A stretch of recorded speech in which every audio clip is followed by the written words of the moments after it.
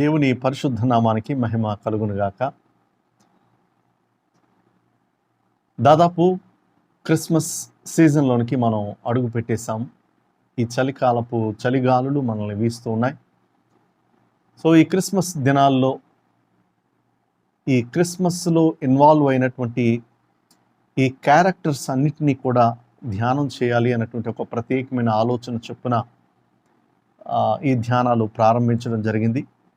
So ఈ దినం ప్రత్యేకంగా యోసేపును గురించినటువంటి వివరణ వినడానికి మనల్ని మనం సిద్ధం చేసుకుందాం. చాలా తక్కువ సార్లు, తక్కువ మాటలు యోసేపును గురించి ఈ యొక్క యేసుక్రీస్తు జనన విధానంలో తెలియపరచడం జరిగింది. ఆ మాటల్ని విశిష్టతని మనం అర్థం చేసుకుందాం. కనుక చాలాసార్లు మనం క్రైస్తవ లోకంలో ఈ యొక్క క్రిస్మస్ వర్తమానాలు మనం వింటూ వస్తూ ఉన్నాం.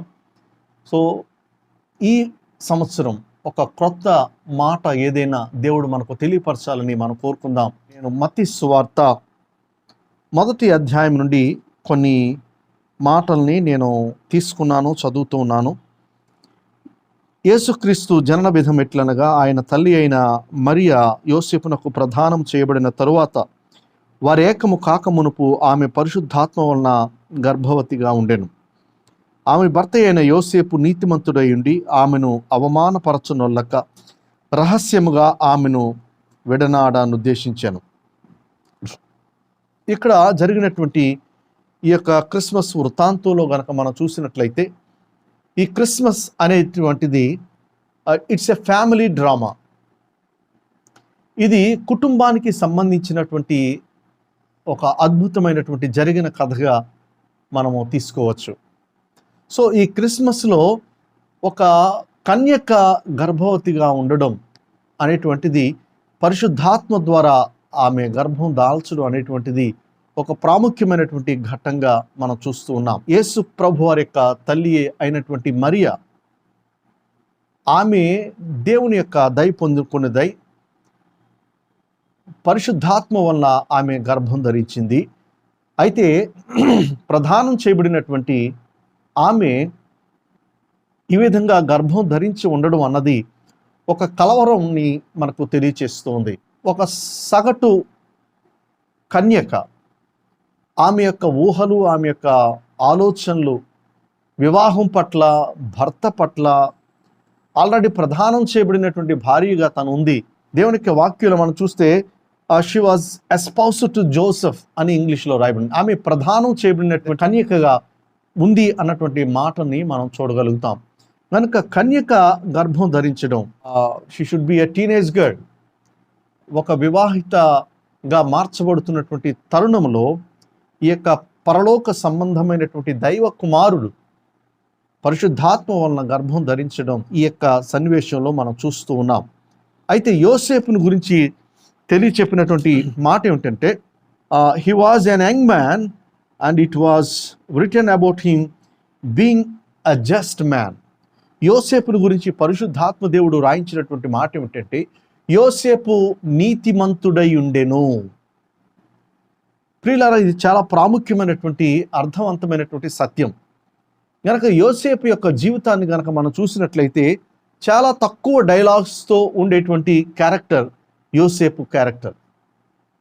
సో ఇవన్నీ కూడా జరిగినటువంటి వృత్తాంతం, మనము చరిత్రగాను లేదంటే జరిగినటువంటి విధానాన్ని బైబిల్ గ్రంథంలో మనం చూస్తూ ఉన్నాము. అయితే బైబిల్లో ఈ యొక్క యేసుక్రీస్తు జనన విధానంలో యోసేపుకు ఉన్నటువంటి పాత్ర చాలా లిమిటెడ్గా ఉన్నప్పటికీ కూడా అది చాలా ప్రాముఖ్యమైనటువంటి పాత్రగా ఉంది. యోసేపు మనము కొన్నిసార్లు ఈ యొక్క నాటికల్లో, ప్రదర్శనలో మనం చూస్తూ ఉంటాం. యోసేపు నిద్రపోతున్నట్టుగా ఉంటాడు, కలలో వచ్చి దేవదూత చెప్తాడు, ఆమెను నువ్వు స్వీకరించడానికి సందేహపడొద్దు, ఇది పరిశుద్ధాత్మ వలన కలిగింది అని అనగానే నిద్ర మేలుకొని అతను మరలా ఈ మరియమ్మను గాడిద మీద ఎక్కించుకుని వెళ్ళిపోవడం. అంతేగాని పెద్దగా డైలాగ్స్ ఉండవు. ఒకవేళ ఆయన అంతర్మతనం ఆయన అలాగా స్క్రీన్ మీద కనబడుతున్నప్పటికీ కూడా ఆయన బ్యాక్ ఓవర్ వాయిస్ వస్తుంది తప్ప ఆయన ప్రత్యేకంగా ఒక డైలాగ్ చెప్పినట్టుగా చాలాసార్లు మనం చూడం. So very limited dialogues with extensive output from Joseph. గనుక ప్రియులారా, యోసేపును గురించి పరిశుద్ధాత్మ దేవుడు రాయించినటువంటి ఒక శ్రేష్టమైన మాట ఏమిటి అంటే, యోసేపు నీతిమంతుడై ఉండెను. ఎంత శ్రేష్టమైన మాట! ఈ రోజున వివాహానికి సిద్ధపడుతున్నటువంటి అనేక మంది యవనస్తులు, యవనరాండ్రు ఎవరైనా కానీ వివాహానికి ముందుగా ఒకవేళ దేవుడు నీ పక్షంగా చెప్పాల్సి వస్తే నీ గురించి ఏ మాట పరిశుద్ధాత్ముడు చెప్పగలుగుతాడు? ఈ యొక్క యేసుక్రీస్తు జనన విధానంలో నీ గురించి ఒకవేళ యేసు ప్రభువారు లేదా పరిశుద్ధాత్మ దేవుడు లేదా దేవాతి దేవుడు నీ గురించి ఏదైనా ఒక మాట చెప్పాల్సి వస్తే, పలానా వ్యక్తి నీతిమంతుడు, పలానా స్త్రీ నీతిమంతురాలు అని మన గురించి చెప్పేటువంటి స్థాయి జీవితపు పరిశుద్ధత మనము జీవితంలో కలిగి ఉన్నామా? ఈ యొక్క క్రిస్మస్లో ఈ యొక్క యోసేపు గారు మనతో మాట్లాడుతున్నటువంటి ఒక వర్తమానం ఏమిటి అంటే, యోసేపు నీతిమంతుడు, నీవు నేను కూడా మనము నీతిమంతులుగా ఉండాలి అన్న ఒక అద్భుతమైన సత్యాన్ని ఆయన ఎంఫసైజ్ చేస్తూ ఉన్నాడు, నొక్కి వక్కాణిస్తూ ఉన్నాడు. కనుక ప్రియులారా, వివాహ వ్యవస్థలో నీతివంతమైనటువంటి జీవితం, వివాహానికి ముందు కానీ వివాహం తర్వాత కానీ ఒక నీతివంతమైనటువంటి జీవితాన్ని గనక నీవు కలిగి ఉంటే, నిన్ను బట్టి నీ కుటుంబం నీతివంతమైన కుటుంబంగా జీవించేటువంటి అవకాశం ఉంటుంది. నీతిమంతుడైనటువంటి యేసుక్రీస్తుని నీవు కలిగి ఉంటే, యేసుక్రీస్తు యొక్క నీతి నీ జీవితానికి ఆపాదించబడుతుంది. యోసేపు గారు, ఆయన గురించి పరిశుద్ధాత్మ దేవుడు చెప్తున్నటువంటి మాట ఏమిటంటే, యోసేపు నీతిమంతుడు. ఇంగ్లీష్లో నేను చదువుతున్నాను, ఇంగ్లీష్లో రాయబడిన మాట, being a just man is not just a man, but he is being a just man. There is a lot of difference being just a man and being a just man. ఈ రెండాట్లకి చాలా వ్యత్యాసం ఉంది. ఆయన నీతిమంతుడు అన్న విషయం తెలుగులో స్పష్టంగా రాయబడి ఉంది, కానీ ఇంగ్లీష్లో is being a just man and దానికి ఆపోజిట్గా మనం చూసినట్లయితే is not just a man. So ఈ రెండు యొక్క వ్యత్యాసం ఇంగ్లీష్ భాషలో కొంచెం మీకు ప్రవేశం ఉన్నా కానీ ఈ మాటను మీరు ఎంజాయ్ చేయగలుగుతారు. కనుక నీతిమంతుడైనటువంటి యోసేపు తన భార్యను మరియను అవమానపరచనొల్లక అన్నటువంటి మాటను అక్కడ చూస్తాం. సో ఈ కుటుంబ వ్యవస్థలో క్రిస్మస్ మనకు తెలియచేసేది ఏమిటంటే, నీవు నీతిమంతుడు అయినటువంటి భర్తగా ఉన్నట్లయితే, నీవు నీతిమంతుడు అయినటువంటి పురుషుడిగా ఉన్నట్లయితే, నీవు నీతిమంతుడు అయినటువంటి కుటుంబ వ్యవస్థను నడిపేటువంటి వ్యక్తిగా నీవు ఉన్నట్లయితే, నీవు నీ భార్యను అవమానపరచవు, నీవు నీ భర్తను అవమానపరచవు, నీవు నీ కుటుంబాన్ని అవమానపరచవు. ఈ రోజున చిన్న చిన్న గొడవలు వస్తే చాలు కుటుంబాన్ని బజారుకు ఈడ్చుకెళ్ళేటువంటి పరిస్థితి మనం చూస్తూ ఉన్నాం. అందుకనే బ్రతుకు జట్కా బండి, బ్రతుకు రకరకాల బండి అని చెప్పి టీవీల్లో మనం చూస్తూ ఉన్నాం. ఎందుకు ఈ బ్రతుకు జట్కా బండిల్లో ఈవెన్ క్రైస్తవులు కూడా ఆయా సమయాల్లో కనబడుతున్నారు అని అంటే చాలా విచారకరమైనటువంటి సంఘటన. కుటుంబ వ్యవస్థలో కుటుంబ పార్ట్నర్స్ ఇద్దరికీ కూడా వర్తించేటువంటి సత్యం ఏమిటి అంటే, you should be A just man and you should be A just women. నీవు నీతిమంతురాలవైన స్త్రీవై ఉండాలి, లేదా నీవు నీతిమంతుడైనటువంటి పురుషుడు అయి ఉండాలి. అప్పుడు మాత్రమే నీ కుటుంబం దేవుని యొక్క చిత్తానుసారంగా ముందుకు నడిపించబడుతుంది. కనుక యోసేపు నీతిమంతుడైనటువంటి వ్యక్తి, తన భార్యను అవమానపరచనొల్లనేటువంటి వాడు. ఒకవేళ నిజంగా తన భార్య తప్పు చేసిందో, నిజంగా తన భార్య అమాయకురాలో, ఏది ఏమైనా కానీ అప్పటికి తనకి క్లారిఫికేషన్ లేదు. కానీ తనకున్నటువంటి పర్సనల్ కన్విక్షన్ ఏమిటంటే, because he's being a just man, he don't want to make her public in the society.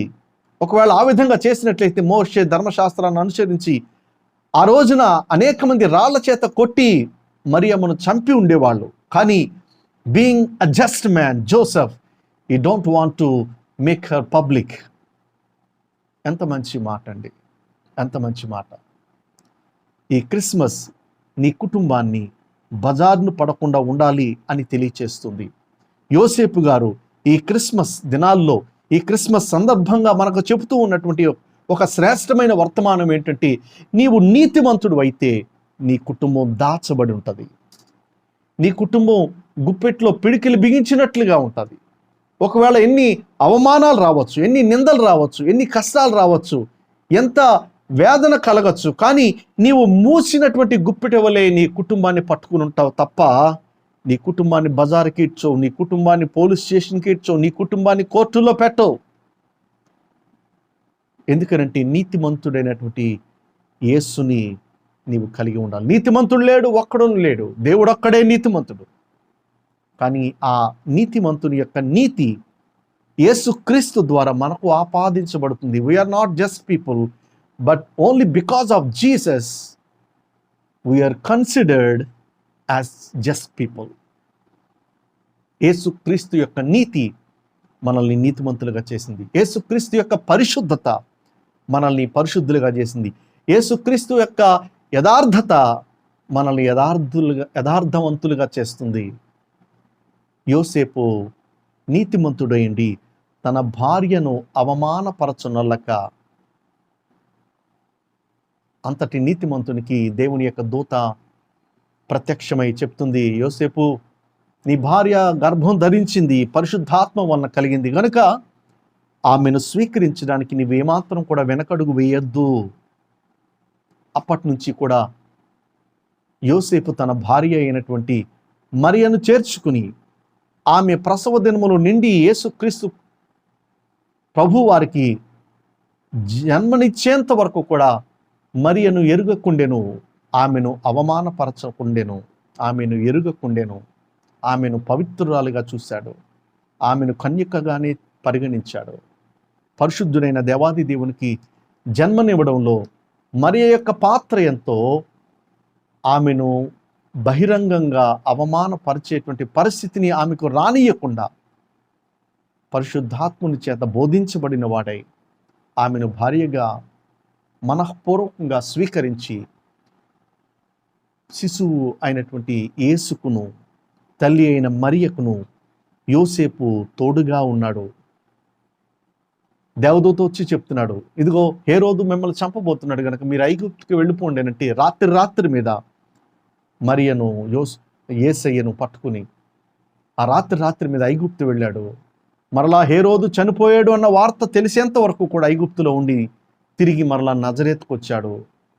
So కుటుంబ పురుషుని యొక్క బాధ్యత తన భార్యను బిడ్డలను కాపాడడం. ఈ రోజున ఎంతమంది భర్తలు బాధ్యతాయుతంగా ఉంటున్నారు, ఎంతమంది భర్తలు బాధ్యతారహితంగా ఉంటున్నారు. నీవు నీ కుటుంబాన్ని నడిపేటువంటి విధానంలో నీవు చక్కగా పరిపాలించేవాడిగా ఉంటున్నావా? తిమోతికి అపోస్తలుడైన పౌలు గారు రాస్తున్నాడు, నీవు నీ కుటుంబాన్ని చక్కగా పరిపాలించేవాడు అయితేనే నీవు సంఘంలో పెద్దగా ఉండాలి. నీవు నీ కుటుంబాన్ని చక్కగా పరిపాలించేవాడు అయితేనే నీవు సేవలో ఉండాలి. నీవు నీ కుటుంబాన్ని చక్కగా పరిపాలించేవాడు అయితేనే నీవు పరిచర్య విధానంలో కొనసాగాలి. పరిచర్యలో కొనసాగడానికి ఉన్నటువంటి వన్ ఆఫ్ ద క్వాలిఫికేషన్స్ ఏమిటంటే you need to God your family in a way that God is expecting on you. దేవుడు కోరుకున్న విధానములో, దేవుడు కోరుకున్నట్టుగా నీవు నీ కుటుంబాన్ని పరిపాలించగలగాలి. యోసేపు నీతిమంతుడై ఉన్నాడు. ఆయనకు డైలాగులు లేకపోవచ్చు, ఆయన ఎక్కువసేపు ఈ యొక్క క్రిస్మస్ సీన్లో మనకు కనబడకపోవచ్చు, కానీ యేసుక్రీస్తుని మరియను ఆయన కాపాడుతూ వాళ్ళను చేర్చుకొని భర్త స్థానములో నిల్చుని ఆ కుటుంబానికి ఆదరణగా ఉన్నాడు. ప్రియులారా, యోసేపు నీతిమంతుడైనటువంటి గృహాధిపతి. ఈ క్రిస్మస్ సందర్భంగా ఈ కుటుంబ కథా చిత్రంలో యోసేపు యొక్క పాత్ర ఎంతైనా పొగడదగింది, ఎంతైనా కీర్తించదగింది. ఆయన పెద్దగా మాట్లాడకపోయినా ఆయన తన భార్య అయిన మరియకును యేసుకును అతడు తోడుగా నిలిచాడు. తన భార్యను అవమానపరచలేదు, తన భార్యను బజారుకి ఈడ్చలేదు. ఈ క్రిస్మస్ సందర్భంగా మన కుటుంబాలు ఎట్లా ఉన్నాయో మనం ఆలోచించుకుందామా? ఈ క్రిస్మస్ సందర్భంగా, ఈ క్రిస్మస్ వర్తమానం ద్వారా మన కుటుంబ వ్యవస్థ ఎంత గట్టిగా పటిష్టంగా ఉందో ఒకసారి చూసుకుందామా? ఏ దేశానికి లేనటువంటి గొప్ప ఆధిక్యత నా భారతదేశానికి దేవుడిచ్చినటువంటి గొప్ప ఆధిక్యత కుటుంబ వ్యవస్థ. కనుక ఈ దినాన పాశ్చాత్య పోకడలు భారతదేశం మీద కూడా పడుతూ మతం, కులం ఎటువంటి భేషజాలు లేకుండా ప్రతి మతాన్ని, ప్రతి కులాన్ని, ప్రతి వ్యక్తిని కూడా ఈ యొక్క పాశ్చాత్యపు ధోరణులు కుటుంబ వ్యవస్థను చిన్నాభిన్నం చేయడానికి అవి ముందుకు సాగుతున్నాయి మన భారతదేశంలో. జాగ్రత్త. ఈ క్రిస్మస్ సందర్భంగా నీ కుటుంబానికి ఆదరణకరంగా నీవు ఉండాలి. నీ కుటుంబానికి నీవు కాపరిగా ఉండాలి. నీ కుటుంబానికి నీవు సేఫ్ గార్డ్గా ఉండాలి, కస్టోడియన్గా ఉండాలి, కాపాడేవాడిగా ఉండాలి, వారి కష్టాల్లో ఆదుకునేవాడిగా నీ ఉండాలి.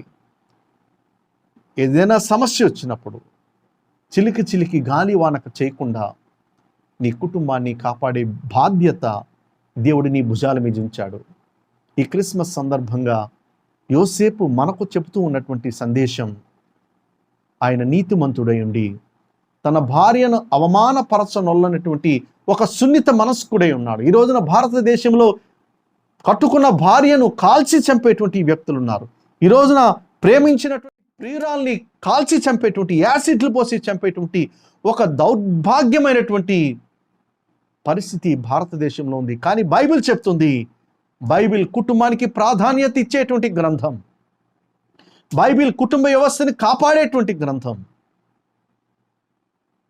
యోసేపు నీతిమంతుడైంది తన భార్యను ఏలుకున్నాడు. యేసుకు ఆయన అండగా నిలిచాడు.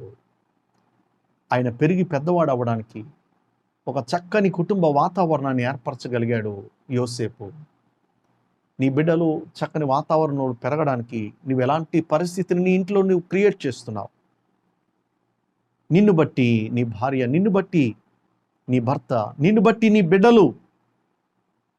గనుక ఈ యొక్క కుటుంబ వ్యవస్థలో యోసేపు యొక్క పాత్ర చాలా ప్రాముఖ్యమైనది. గనుక నీవు స్త్రీవైనా పురుషుడివైనా కానీ దేవుని దృష్టిలో ఒక్కటే. గనుక నీ బాధ్యత నువ్వు యథార్థంగా, నీతివంతంగా నీవు నిర్వర్తిస్తున్నావా? లేకపోయినట్లయితే ఈ యోసేపు గారు మనతో మాట్లాడుతున్నాడు. ఆయన నీతిమంతుడండి తన భార్యను అవమానపరచనొల్లక కష్టాన్ని కడుపులో దాచుకున్నాడు. దేవుడు ఆ కష్టానికి క్లారిటీ ఇచ్చాడు. ఆ కుటుంబం సుఖాంతమైంది. ప్రియులరా, మరిన్ని క్యారెక్టర్స్ కోసం నేను మరిన్ని ఎపిసోడ్స్ చేస్తూ ఉంటాను. దయచేసి మీరు వీక్షించండి. వచ్చేటువంటి ఎపిసోడ్లో మరియమ్మ గారి కోసం ఎక్స్క్లూజివ్గా నేను కొన్ని మాటలు నేను తెలియచేస్తాను. చాలా అద్భుతమైనటువంటి విషయాలు మరియమ్మ గారి గురించి నేను తెలియచేస్తున్నాను. కనుక మీరెవరు మిస్ అవ్వకండి. ఈ యొక్క వర్తమానాలు చూస్తున్న మీరు సబ్స్క్రైబ్ చేసుకుని అనేక మందికి మీరు షేర్ చేసి దీవించబడండి. అనేకులకు మీరు దీవెనకారంగా ఉండాలని నేను మనస్ఫూర్తిగా కోరుకుంటున్నాను. దేవుడి మాటలు దీవించునుగాక. ఆమేన్. ఆమేన్. God bless.